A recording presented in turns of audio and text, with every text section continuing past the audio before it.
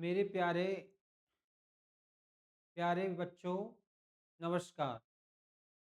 अब लगभग आपका पेपर आप जानते ही हैं 9 तारीख का है, यानी संडे को। और मैं अब 2025 का पेपर होगा। जो पिछले साल जो पेपर आया था उसमें गणित विषय का पेपर हल्का रहा।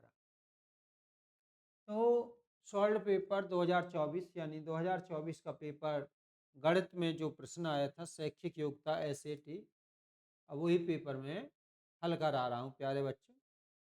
प्रश्न है आपका, चलिए यही है। तो देखो, पहले तो प्यारे बच्चों में ये कहना चाहूँगा, जो प्रश्न आपको अच्छे से आता हो उसको पहले हल करना है, और जो नहीं आता हो उस पर समय खराब नहीं करना है। चलिए देखिए, यदि पी के बराबर 5/7, तो निम्न में से कौन सी परमेय संख्या पी से बड़ी है। तो देखिएगा, यहाँ p-1, यहाँ 1 प्लस p-1। तो पहले हम p-1 निकाल लेते हैं। p-1 इसको हम हल कर लेते हैं। p-1, p का मान 5/7 है। 5/7 ऋण का 1। प्यारे बच्चों, यदि एक घटाना हो तो ऊपर वाली संख्या में से नीचे वाली संख्या घटा दो, यानी 5 में से 7। तो प्यारे बच्चों, ये हमारे ऋण के 2/7 होंगे। यानी कहने का अर्थ ये है प्यारे बच्चों, और समझ लो कि सीधे सीधे बता रहा हूं, एक घटाना हो तो क्या करेंगे, नीचे वाली संख्या में से ऊपर वाली संख्या घटा दो, तो 2/7 बचेगा, लेकिन ये ऋण का बचेगा। ठीक है प्यारे बच्चों, तो ये हो गया ऋण के 2/7। अब p प्लस में 1 करना है, तो यानी 2 नहीं है, 5 है प्यारे बच्चों। 5/7 प्लस में 1। अब आ जाइए, यदि आपको एक जोड़ना हो किसी बिंदु में तो इन दोनों को जोड़ दीजिए। 5 और 7 12/7। तो प्यारे बच्चों, ये आपका आएगा माइनस का। पहला ऑप्शन है 1/में ऋण के 2/7। ठीक है प्यारे बच्चों, 2/7। तो ये संख्या ऊपर घूम के चले जाती है, ऋण के 7/2। तो ये बड़ी होने का कोई ऑप्शन नहीं है, क्योंकि ये ऋण का हो गया। कौन सी संख्या p से बड़ी है, क्योंकि ये धनात्मक है। ऋण की सभी संख्याएं शून्य से भी छोटी होती हैं प्यारे बच्चों। देखो, p-1 करेंगे तो यहाँ भी ऋण का आएगा, तो इसे भी हल करने की जरूरत नहीं है। और इसमें भी p-1 है, तो ये भी ऋण का आएगा प्यारे बच्चों, केवल ये रह जाएगा। तो ये सबसे बड़ी संख्या है।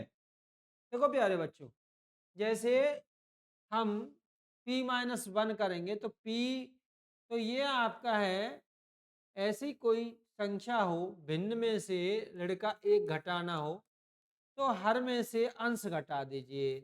तो 7 में से 5 गए तो 2 बचे। ठीक है, लेकिन प्यारे बच्चों, यहाँ ऋण का है तो ये ऋण का चिन्ह आ जाएगा। तो यहाँ ऋण का आएगा, p-1 है, ये प्यारे बच्चों p-1 है, यहाँ भी ऋण का आएगा। और ये भी p-1 है, तो यहाँ भी ऋण का आएगा, केवल यहाँ धन का आएगा। तो ये p से बड़ी संख्या है। चलिए प्यारे बच्चों, अब हम आगे बढ़ लेते हैं। आगे है आपका, बहुत ही अच्छा सवाल है, बहुत ही प्यारा सवाल है ये आपका, कि दिया है x², ये स्क्वायर का चिन्ह है, और ये जो आपका तिरछा होता है ये बटे का है, और यहाँ ये भागित है, भागित x/y। प्यारे बच्चों, ये 2024 में आया हुआ पेपर है। तो क्या करते क्या है, x² यानी जितनी घात होती हैं उतनी बार गुणा होता है, y गुणा में y, यदि जैसे कहीं भी भाग का चिन्ह है तो वहां गुणा का लगा दो, और जो पिछली वाली संख्या है इसको उलट दो y बटी में x, y बटी में x, y से y कट गया, x से x कट गया, तो x बटी में y आएगा। ठीक है प्यारे बच्चों, चलिए अब हम आगे बढ़ जाते हैं। अगला प्रश्न है कि इसमें चित्र छूट गया है, यानी चित्र वाला है त्रिभुज वाला, त्रिभुज के कोण पर आधारित है। तो ये आपका प्यारे बच्चों इस प्रकार का एक प्रश्न है, इस प्रकार का।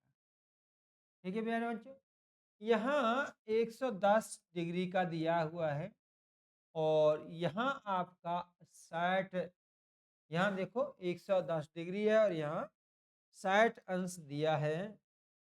ठीक है, यहाँ कितना है, यहाँ पर आपका 60 अंश दिया है, 60 अंश दिया है।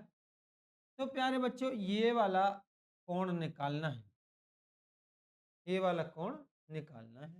तो ये 50 अंश का होगा, ए बी सी, ये 50 डिग्री का होगा। कैसे होगा, इन दोनों कोणों का जोड़ इसके बराबर होता है। यदि इस प्रकार का कोई प्रश्न आए तो आपको इसमें से इसको घटा देना है। 110 में से 60 गए तो 50 बचेंगे। कितने बचेंगे, 50 बचेंगे। ठीक है प्यारे बच्चों, और अब हम अगले प्रश्न की तरफ चलते हैं। देखो प्यारे बच्चों, प्रश्न ये है कि तब f का मान, देखो यहाँ कोष्टक है और यहाँ भी कोष्टक है, दोनों तरफ कोष्टक है, और कोष्टक के बाहर प्यारे बच्चों दशमलव के दाईं ओर 2 अंक पे दशमलव है, 1 2। ठीक है, यानी अंक के संख्या के दाईं तरफ 2 अंक पे दशमलव है, यहाँ से भी दाईं तरफ 2 अंक पे दशमलव। तो यदि 2 अंक पे दशमलव है, दोनों तरफ 2 अंक पे दशमलव है, तो इसलिए प्यारे बच्चों इस दशमलव को हटा देंगे। ये हटा दिया तो 25, 4f माइनस में 3 बराबर 5 और 10f माइनस में 9। तो प्यारे बच्चों ये सीधी सी बात है, 5 एकम 5 पचाम 25, 5 का गुणा अंदर कर देंगे, 5 चौका 20, f माइनस 5 15 और 10 f माइनस में 9। अब क्या है, देखो ये अंग्रेजी के जितने भी अक्षर हैं उनको हम चर कहते हैं। तो इनको जहाँ f है इनको एक तरफ ले आइए, 20f माइनस में 10f बराबर, अब 15 को हम इधर ले जाएंगे तो जैसे ये आपका प्लस का था तो बराबर से इधर लाए तो माइनस का होगा, और इस वाले माइनस को बराबर से इधर लाएंगे तो प्लस हो जाएगा माइनस के 9। तो 10f बराबर प्यारे बच्चों 15 में से 9 गए तो 6 बचे, 2 पंजे 10 और 2 तिया 6। तो ये हो गया 5f बराबर 3। तो f बराबर 3 बटे में 5 आएगा प्यारे बच्चों। ये जो गुणांक संख्या है इधर जाके भाग में चली जाती है। तो प्यारे बच्चों यहाँ इस उत्तर को देखते हुए हमको करना क्या है, उत्तर तो ये भी आ गया और इसमें भाग देंगे तो ये आ जाएगा, लेकिन और सरल ये हो जाएगा प्यारे बच्चों आपके लिए। ये देखिएगा कि 20 में से 10 गए तो 10f बचे बटे में 6। तो यहाँ देखिएगा अब f बराबर 6 बटे में 10, 10 से भाग देते हैं तो दशमलव दाएं तरफ से बाएं तरफ आएगा बच्चा, तो ये आ गया। ठीक है प्यारे बच्चों, ये आपका आंसर आ गया। चलिए अब हम देखते हैं, ले लीजिए 165वां आपका प्रश्न है, का समांतर माध्य कीजिए। प्यारे बच्चों, जब वो कहे समांतर माध्य की ज्ञात कीजिए या औसत माध्य ज्ञात कीजिए या माध्य ज्ञात कीजिए, एक ही बात। सबसे पहले इनको बढ़ते क्रम में लगा लेते हैं। 10, 12, उससे पहले और छोटा है 8, 8, 10, 12, 14 और 16। प्यारे बच्चों, ये देखेंगे कि बीच में कौन संख्या है। बीच में 12 है, तो यही आपका समांतर माध्य हो जाएगा। यदि मान लीजिए बीच में दो संख्या होती, 8, 10, 12, 14, 16 और 18, तो यहाँ देखते हैं हम बीच में इस बार दो संख्या हैं, यानी 10, 8, 10, 12, 14, 16, 18। तो प्यारे बच्चों, बीच में इस बार दो संख्या है, तो 12 और 13 के बीच में प्यारे बच्चों क्या है, 12 और 14 के बीच में 13 संख्या है।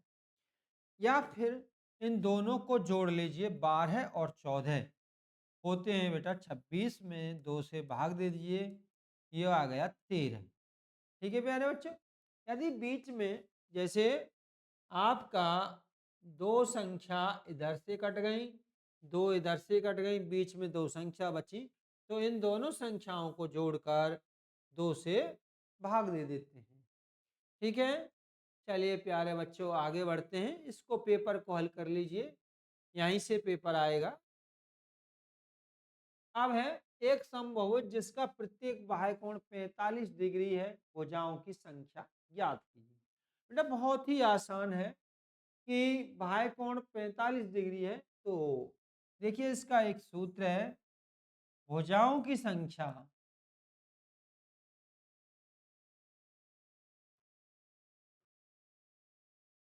भुजाओं की संख्या बहुत ही आसान है प्यारे बच्चों। भुजाओं की संख्या बराबर होती है 360 अंश बटे में बाह्य कोण, बटे में क्या है, बाह्य कोण, बटे में क्या है, बाह्य कोण। तो 360 और बटे में बाह्य कोण आपका 45 डिग्री, हिंदी 45 डिग्री और हिंदी में अंश बोलते हैं। तो ये लीजिए, 9 पंजे 45 और 9 चौका 36 और ये जीरो बची, 5 अट्ठे 40। तो प्यारे बच्चों भुजाओं की संख्या 8 आएगी। भुजाओं की संख्या कितनी आएगी, 8 आएगी। ठीक है प्यारे बच्चों, और मान लीजिए आपका यहाँ पे, यहाँ की यही बता देता हूँ तुमको, जैसे आपका होता ये कि भुजाओं की संख्या 8 है, तो बाह्य कोण ज्ञात कीजिए। ठीक है प्यारे बच्चों, तो मान लीजिए ये होता कि एक समबाहुभुज जिसमें भुजाओं की संख्या 8 है, तो बाह्य कोण ज्ञात कीजिए। तब ऐसी स्थिति में 360 में हम भुजाओं की संख्या यानी 8 से भाग दे देते, 8 चौका 32, बचे 4, 8 पंजे 40। ठीक है प्यारे बच्चों, चलिए अब हम आगे बढ़ते हैं। प्यारे बच्चों आप लोग ये जान लीजिए कि 4 छात्र एक मैदान में चारों ओर दौड़ लगाते हैं। वे क्रम से 30, 40, 50 और 60 सेकंड में मैदान का पूरा चक्कर लगाते हैं। यदि वे मैदान में किसी बिंदु से एक साथ दौड़ना प्रारंभ करें, तो बताइए कम से कम कितने समय पश्चात उसी बिंदु पे उन्हें मिलेंगे। तो प्यारे बच्चों बहुत ही आसान और सरल है। क्या है कि इस प्रकार के प्रश्नों में कि दो बच्चे या चार बच्चे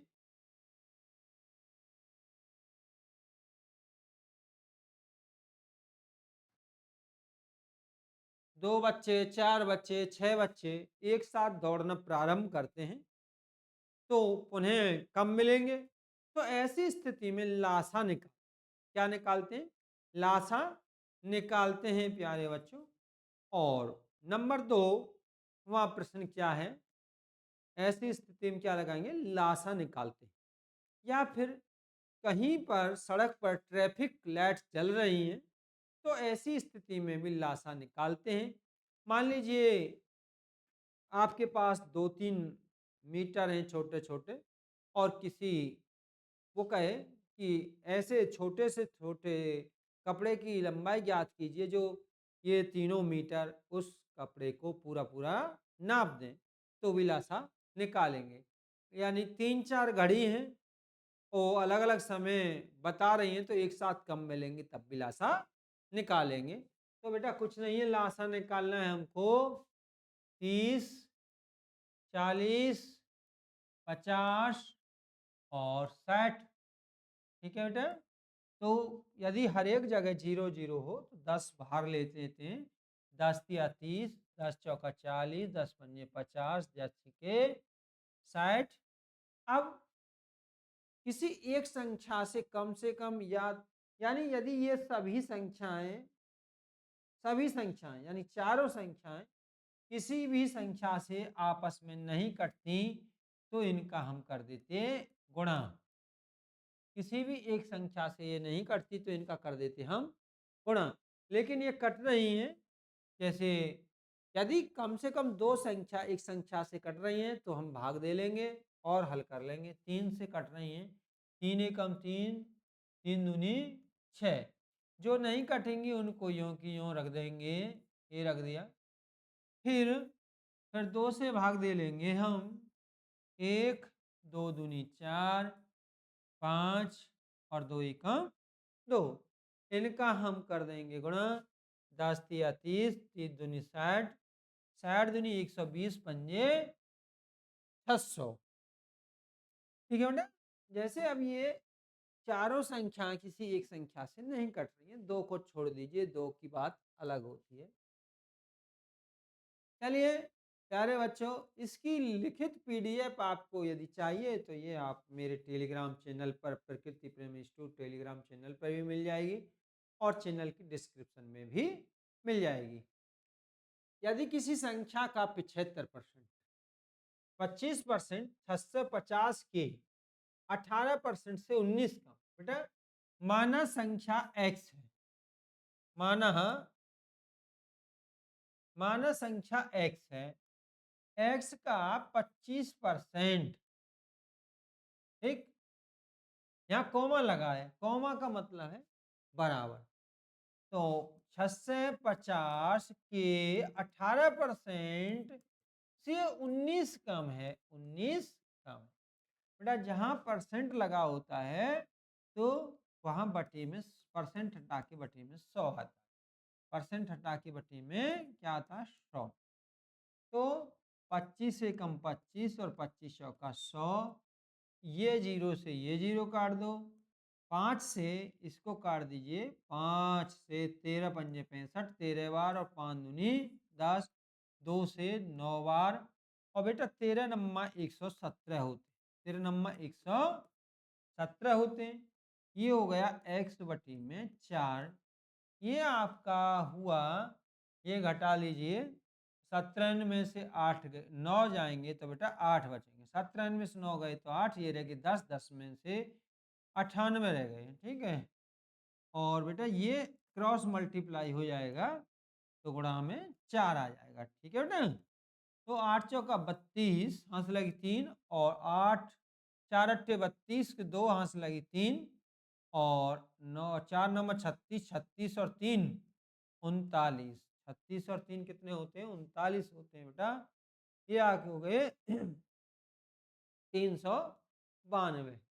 तो बेटा वो संख्या 392 है, उसका 25% करेंगे तो वो 650 के 18% से 19 कम आएगी। ठीक है, चलिए आगे बढ़ जाते हैं। अब हम, ये है एक मजदूर किसी काम को 3 दिन में पूरा करता है तो 3 मजदूर उस काम को कितने दिन में पूरा करेंगे? रामबाण इलाज है। क्या है? रामबाण है, बिल्कुल। एक मजदूर किसी काम को, यानी M1 मजदूर और एक काम को M1D1 और H1 और M2D2H2। बेटा ये दिन है, दिन। ओ सॉरी, ये मजदूर, मैन, यानी आदमी, आदमी, मैन। और ये D1 यानी दिन है बेटा, और H1 यानी घंटे। अब बेटा अब क्या है, एक मजदूर, कितने मजदूर, एक मजदूर किसी काम को 3 दिन में, डी की जगह 3 दिन दिया है, पूछ रहा है पूरा करता है, तो 3 मजदूर, मजदूर इस बार कितने, 3, तो काम करने में कितने दिन लगेंगे, D2 बेटा, है ना। तो जो घंटे नहीं है तो उसको छोड़ दिया, आवर्स होता ना। तो इस 3 को हम 3 एकम 3, ये वाला 3 इसके नीचे आएगा, तो D2, 3 से 3 कट गया एक बार, तो ये लीजिए 1 दिन, ठीक है। तो यानी एक मजदूर किसी काम को 3 दिन में पूरा करेंगे, तो 3 मजदूर उस काम को एक ही दिन में पूरा कर देंगे, ठीक है। अब हम आगे बढ़ते हैं बेटा, ये लीजिए आगे बढ़ रहे हैं।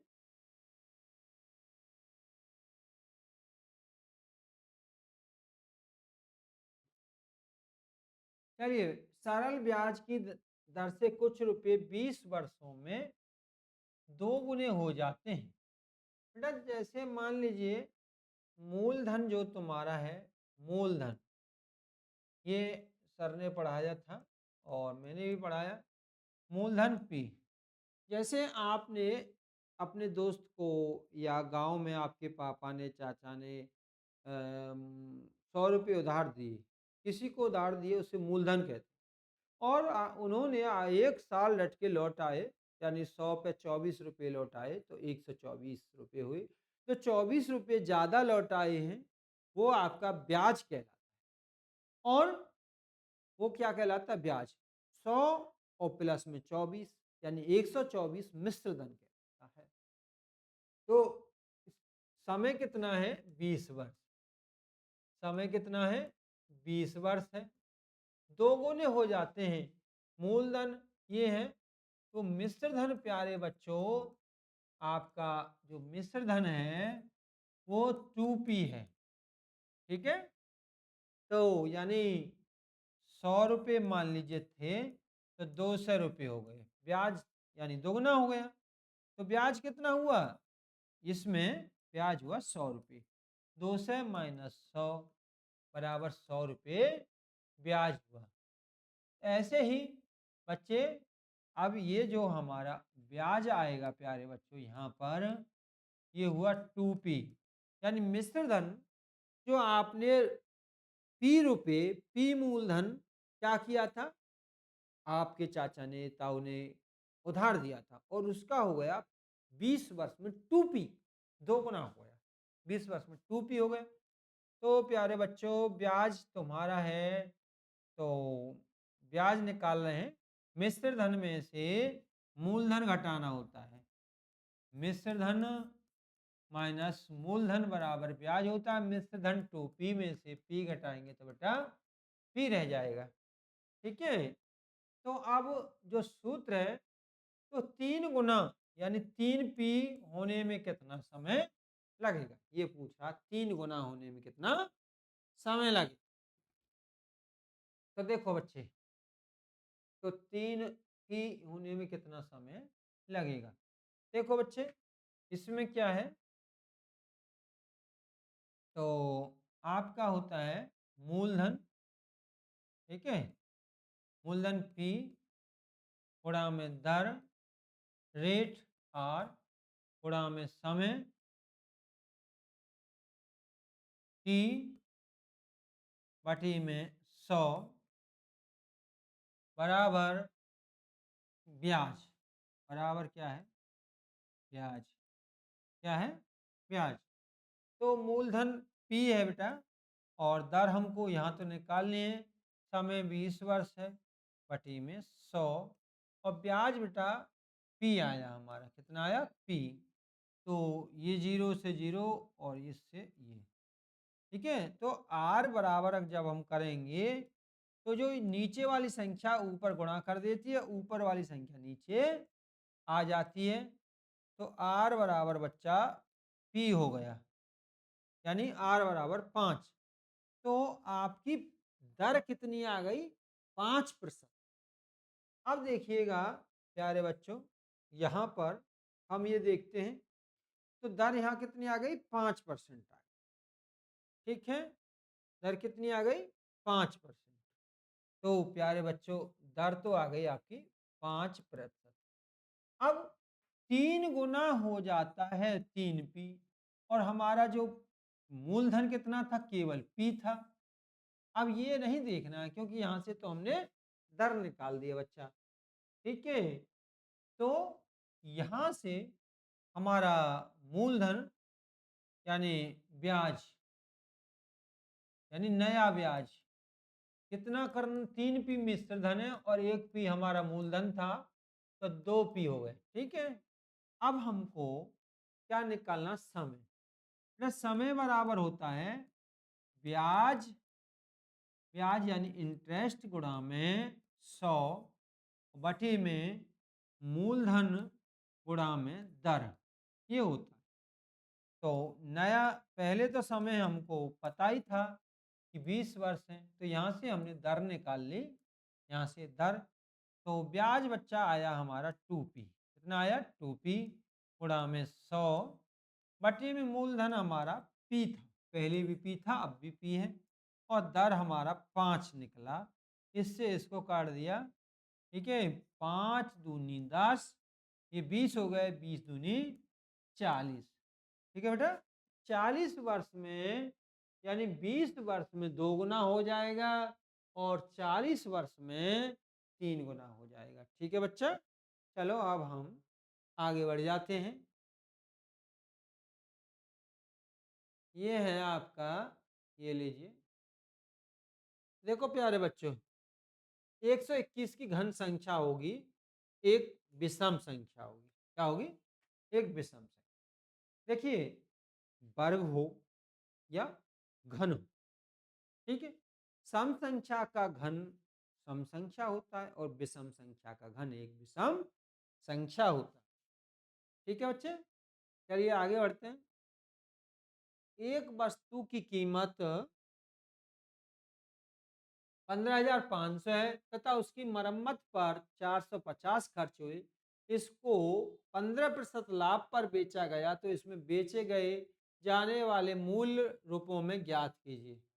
देखिए प्यारे बच्चों, मान लीजिए तुम्हारे पापा गए और 15,500 का सामान खरीद लाए। अब 450 किराए में खर्च हो गए, ठीक है। कोई भी ले आए, या एक बाइक खरीद लाए पुरानी, उसमें 450 मरम्मत पे खर्च हो गए। तो भाई तुम्हारे जेब में से खरीदे थे 15,500, वो भी तुम्हारे जेब में से गए हैं प्यारे बच्चों, और जो मरम्मत पे खर्च के हुए वो भी तुम्हारी जेब में से गए हैं। तो मरम्मत पे खर्च प्लस में जितने में खरीदिए, ये सब खरीद मूल्य ही माना जाएगा। तो कुल कुल खर्च कितना हुआ? कुल खर्च हुआ कुल खर्च हुआ 15,500 प्लस में 450, यानी हो गया 15,950। अब तो, तो बेचे जाने का मूल्य ज्ञात कीजिए, कुल विक्रय मूल्य, विक्रय मूल्य। तो बेटा इसमें तुमको ज्यादा मेहनत नहीं करनी है, विक्रय मूल्य, ठीक है ना। तो देखो 15,950, 9 से बटे में 100। अब क्या है बेटा, ये जो है आपका, इस पे उसने 15% लाभ ले लिया। इसका अर्थ है जो चीज 100 में खरीदी थी, 15 ज्यादा में बेच दी। 100 की चीज 15 ज्यादा में बेचने का मतलब है 15 रुपए ज्यादा में बेच दी। तो यानी 15 की चीज, 100 की चीज 115 में बेच दी। तो बेटा ये हुआ इतने परसेंट, या तो 15% निकाल लो और इसमें जोड़ दो, या डायरेक्ट 115 कर दो, एक ही आंसर। तो बेटा परसेंट हटा के बटे में हम क्या कर देंगे, 100 लगा देंगे। ये जीरो से ये जीरो कट गए, तो ये हो गया 5 दूनी 10, और बचा कितना, 1 और 5 तिया 15 और 5 दूनी 10। इनका बेटा हम कर देंगे गुणा, तो इन दोनों का गुणा करके 2 से भाग दे देंगे। तो बेटा ये आपका कितना है, 15 दूनी 30, हाँ। तो बेटा इन दोनों का गुणा करके 2 से भाग दे लेना। अगला है, एक वस्तु की कीमत, अच्छा अच्छा वही है, अगला नहीं है, वही है। तो बताइए, ये देखिएगा।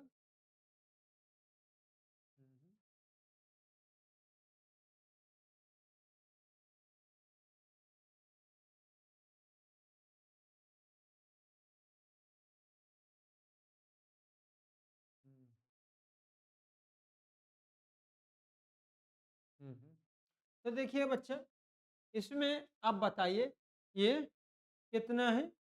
देखिए 15 20 का गुणा करेंगे, 15 दूनी 30, और 950 है, यानी 31,000, और 15 दिए 45, ठीक है। उसमें करना है आपको 2 से भाग।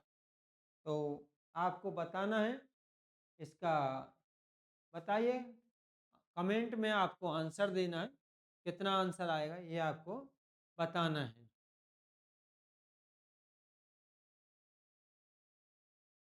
तो बेटा आपने आंसर दिया है 18,342 रुपये 50 पैसे, ठीक है। चलिए अब हम आगे बढ़ जाते हैं। एक 21 सेंटीमीटर त्रिज्या वाले पहिए को 2 चक्कर घुमाने से तय की गई दूरी है। जैसे ये पहिया है और बेटा इसको घुमाना है, मान लीजिए यहाँ से ये चला तो घूमा और फिर ऊपर यहाँ आ गए। तो इसका मतलब है कि हमको इसकी परिधि निकालनी है और 2 चक्कर लगाने हैं। तो क्या करेंगे, हम 2 बार गुणा कर देंगे। तो एक 21 सेंटीमीटर त्रिज्या वाले पहिए, तो पहिए का मतलब क्या है, पहिया क्या है, ऐसे होता है, यानी ये वृत्त गिना जाता है, वृत्त। तो वृत्त की परिधि, पहिए की परिधि, परिधि माने यानी परिमाप, ये होता है 2 पाई r, ठीक है। एक चक्कर, पहिया एक चक्कर चलता है तो अपनी परिधि के बराबर चलता है, ठीक है, वृत्त की परिधि के बराबर चलता है। लेकिन 2 चक्कर घुमाने में तय की गई दूरी है, गुणा हम 2 कर दो, तो क्योंकि 2 चक्कर घुमाना है हमको, ये लिए 2 कर दिए। 2 पाई का मतलब है 22/7, r जो है 21 सेंटीमीटर, 21 गुणा में 2, 7 तिया 21, ठीक है। तो बेटा ये हो गया आपका 22 दूनी 44, और 2 तिया 6, तो 6 चौका 24, और 6 चौक 24 और 1 25, 6 चौक 24 और 1, ओ हाँ, 6 चौका 24, हंस लगी, हाँ, 6 चौक 24, 24 4, हंस लगी 2, और 6 चौका 24 और 2 26 हुआ बेटा, ठीक है। 2 से 64 सेंटीमीटर की दूरी चलेगा। चलिए अब हम आगे बढ़ जाते हैं। ये है एक पासा उछाला गया, सम अभाज्य संख्या आने की प्राय। लूडो खेला होगा तुमने, लूडो खेलते हैं, उसमें कितने अंक होते हैं, 6 अंक होते हैं। लूडो में कितने अंक होते हैं, पासे, पासा पर अंक, पासे पर अंक होते हैं 6। कितने होते हैं, पासे पर अंक होते हैं 6 अंक होते हैं, ठीक है। तो सम अभाज्य संख्या आने की। और कौन कौन से अंक होते हैं बच्चे? 1, 2, 3, 4, 5, 6 अंक। तो जब वो प्रायिकता पूछे तो कुल अंक को नीचे रख देते हैं। कुल अंक को क्या रख देते हैं? नीचे रख देते हैं कुल अंक को बेटा, है ना? तो देखिएगा, कुल अंक को हम क्या रख देंगे? नीचे रख देंगे। ठीक है बच्चा? तो ये देखिए, सम अभाज्य अंक आने की प्रायिकता। अभाज्य अंक, अभाज्य अंक या संख्या आने की प्रायिकता, आने की प्रायिकता। ठीक है? तो देखिएगा भाई, तो देखिए ये सम कौन कौन से हैं इसमें? आप प्यारे बच्चों, सम आपका 2 है, 4 है, 6। लेकिन केवल 2 ही एक ऐसी संख्या है जो सम भी है और अभाज्य भी है। सम भी है और अभाज्य भी, केवल। तो 1 अंक है। ये कितने अंक है? 1। अब कह रहा है तो बटे में कुल अंक 6 अंक। तो ये आपकी 1/6 हो गया। प्यारे बच्चों, कितना हो गया? 1/6 हो गया। ठीक है? चलिए अब हम आगे बढ़ जाते हैं। मान लीजिए इसने पूछा होता कि सम अंक आने की प्रायिकता क्या है? तो सम होते हैं 2, 4, 6। चलिए एक सवाल और है, ऐसा ही है। ये देखो, ये लो आ गए। तो प्यारे बच्चों, ये है, एक पासे को उछाला जाता है, पासे पर 4 से बड़ी विषम संख्या आने की प्रायिकता। तो देखिए, 4 सम संख्या, पासे पे सम संख्या कौन कौन सी होती है? पासे पे जो सम संख्या होती हैं वो 2, 4, 6। और विषम संख्या कौन सी होती है पासे पर? विषम, विषम होती है 1, 3, 5। 1, 3, 5। तो 4 से बड़ी विषम संख्या, अब 4 से बड़ी तो केवल एक ही विषम संख्या है, 5। एक ही विषम संख्या है। तो आने की प्रायिकता है 4 से बड़ी विषम संख्या आने की, 4 पासे पर 4 से बड़ी विषम संख्या आने की प्रायिकता। ठीक है प्यारे बच्चों? तो केवल 1 अंक है और बटे में कुल, कुल पासे पे 6 अंक होते हैं। ठीक है बेटा? 1/6। यदि इसने कहा होता कि विषम संख्या आने की प्रायिकता, इसने कहा होता विषम संख्या आने की प्रायिकता, तो विषम संख्या 3 है, 3/6। चलिए प्यारे बच्चों, अब हम, ये है, चलिए लास्ट सवाल है हमारा। लास्ट नहीं है, पहले और भी बचे हैं। तो ये लीजिए, वहीं से करवा दें जहाँ से छूट गया है हमारा। हाँ, ये पासे वाला हो गया। चलिए ये बच्चा है। तो प्यारे बच्चों, आज कह रहा हूँ, रोज ही ना कहूँगा, बार बार कहूँगा कि वही प्रश्न हल करना जो तुम्हें देखते ही हो जाए। ज़्यादा रीजनिंग पे जोर देना है तुमको, और गणित के वही प्रश्न करना। किसी में लड़ मत जाना किसी प्रश्न में। यदि तुम्हें समझ नहीं आ रहा तो छोड़ देना बिल्कुल। जिसकी कैलकुलेशन ज़्यादा भारी लग रही है उसको भी छोड़ देना। देखो प्यारे बच्चों, इसका मतलब है 9 a² प्लस में 16 b²। इसका मतलब ये है, का मान याद कीजिए। तो 16 3a प्लस में 4b बराबर होते हैं 16, दिया है। तो इसका मान ज्ञात। प्यारे बच्चों, यहाँ 2 घात हैं तो हम दोनों तरफ 2 घात लगा देंगे, यानी वर्ग कर देंगे। और 3 घात होती तो दोनों तरफ 3 घात लगा देते। ठीक है प्यारे बच्चों? तो ये लीजिए, दोनों तरफ वर्ग करने पर, दोनों तरफ वर्ग करने पर, वर्ग करने पर, ठीक है? तो प्यारे बच्चों, इसका वर्ग करेंगे, 3a प्लस में 4b का होल स्क्वायर बराबर 16 का स्क्वायर। देखो प्यारे बच्चे, a प्लस में b, ये आपका a है और ये आपका b है। तो ए का स्क्वायर प्लस में बी का स्क्वायर प्लस में 2ab, यानी पहले का स्क्वायर करेंगे प्यारे बच्चों हम, तो ये आपका 9a स्क्वायर, इसका करेंगे तो 4 का स्क्वायर 16 और बी का स्क्वायर 20 प्लस में 2a, ए की जगह 3a, बी की जगह 4b बराबर प्यारे बच्चों 2 से 56 होगा।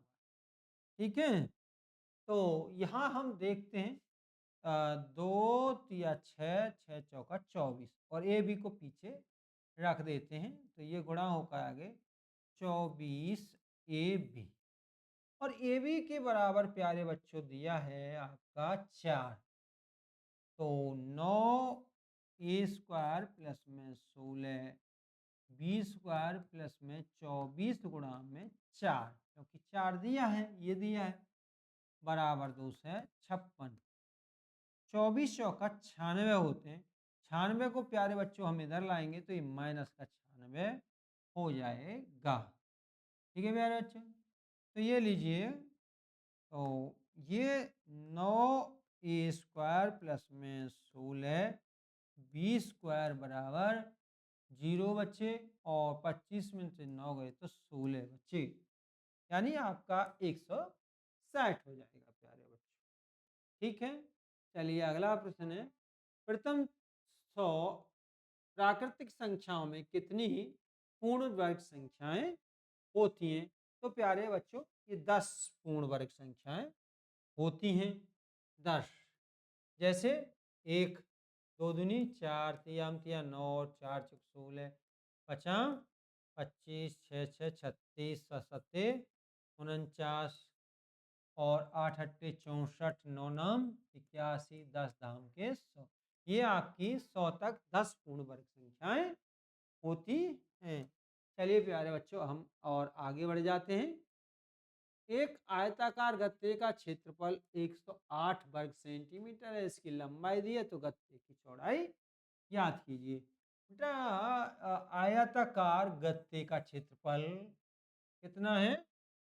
आयताकार गत्ते का क्षेत्रफल है बेटा 108 वर्ग सेंटीमीटर, तो आयताकार ना, आयताकार गत्ते का क्षेत्रफल, गत्ते का क्षेत्रफल बराबर होता है, दिया है 108, और ये होता है बेटा आयताकार कहो या आयत कहो, लंबाई गुणा में चौड़ाई बराबर 108। तो लंबाई है प्यारे बच्चों 12 सेंटीमीटर है, इसकी लंबाई 12 गुणा में चौड़ाई बराबर 108। प्यारे बच्चों जब ये 12 को इधर ले जाएंगे तो इसके नीचे चला जाएगा, 12 नम्मा 108, 12 नम्मा 108, तो ये आपका क्षेत्रफल हो गया, यानी चौड़ाई, गत्ते की चौड़ाई बेटा 9 सेंटीमीटर होगी। चलिए आगे बढ़ते हैं, ये है एक पासे को उछाला जाता है, पासे पर 4 से बड़ी विषम संख्या आने की प्रायिकता, ये तो मैंने अभी बता दी है। ठीक है, ये मैंने अभी आपको बता दी है, पहले बता चुका हूँ ये वाला मैं। ठीक है, तो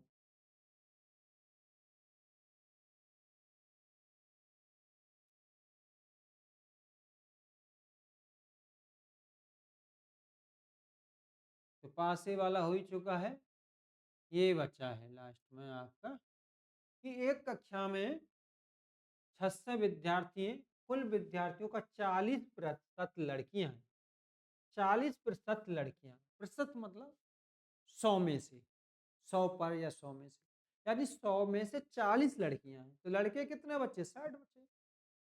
ठीक है, 40% माने 100, 100 में से 40 लड़की हैं, तो कक्षा में लड़कों की संख्या है, तो बेटा लड़कियों, लड़की कितनी है? लड़की बेटा है 40%, कितनी है? 40, तो लड़का कितने आएंगे बेटा? लड़का आएंगे बेटा 60%, क्योंकि 100 और 40 60, 100 40 और 60 होते हैं 100%। ठीक है? तो बेटा 600 विद्यार्थी हैं, तो लड़के पूछे हैं लड़का। तो बेटा कितने हैं? 600 और 600 में से 60% लड़का है। प्लस 100 देखो 100 में से 60 लड़का है, तो 200 में से, 300 में से, 600 में से, तो 100 में से 60, 120 में 200 में से 120, ठीक है? 300 में से 180, ऐसे ही। तो बेटा इस परसेंट को इसमें से यानी इसका परसेंट लगा देंगे, परसेंट हटा के बटी में 100 लगा देंगे। 0 से 0 कट के 6 गुणा 6 36 हो गए बेटा। 360 लड़का है और लड़की यदि पूछी होती कि 40% लड़की हैं तो लड़की बताइए, तो 600 का आप 40% निकाल देते, ये कट गया 6 चौका 24 यानी 240 लड़की। इसी के साथ प्यारे बच्चों ये हमारा खत्म हुआ। जय हिंद प्यारे दोस्तों, आपका दिन शुभ हो और आप अच्छे से पेपर दें, आप निश्चित रूप से पास हों, यही मेरी कामना है। चलिए अब 2023 का पेपर कल लेकर आएंगे।